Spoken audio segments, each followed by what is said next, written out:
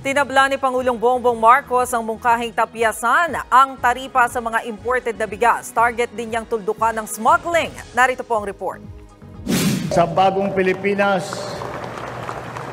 bawal ang smuggler, bawal ang hoarder, at bawal din ang mga mapang-abuso na mapagsamantala sa ating bayan.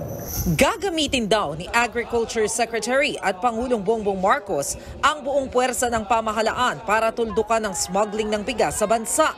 Sa mga smuggler at hoarder, isinisi ng Pangulo ang mataas na presyo ng bigas. Ang bukbok na lubos na sumisira sa balanse ng supply at presyo ng bigas ay sa merkado ang hoarding at saka ang smuggling at price manipulation na ginagawa ng mapagsamantalang mga negosyante.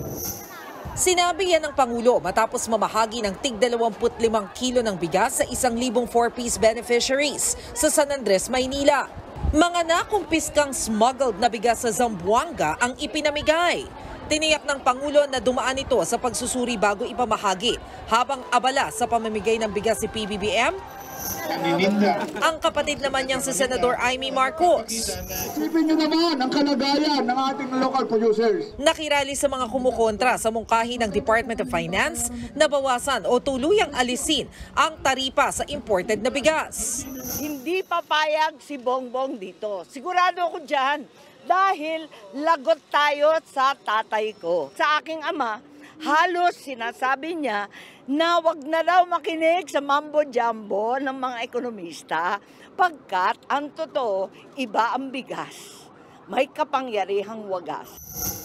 Kapag binabaan daw kasi ang taripa, makakamura ang mga importer. At kapag mura ang imported na bigas, mas bibilhin ito at malulugmok na naman ang mga nagbebenta ng lokal na bigas. Mawawala rin ang cash assistance ng mga magsasaka dahil sa taripa, kinukuha ang pondo nito.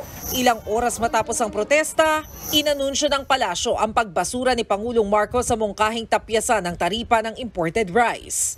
Napagkasunduan daw ng agriculture at economic managers na hindi pa ito ang tamang panahon dahil pababa rin naman ang presyo ng bigas sa world market. Pero sa ngayon, mananatili pa rin ang 41 pesos at 45 pesos kada kilo na price cap sa bigas.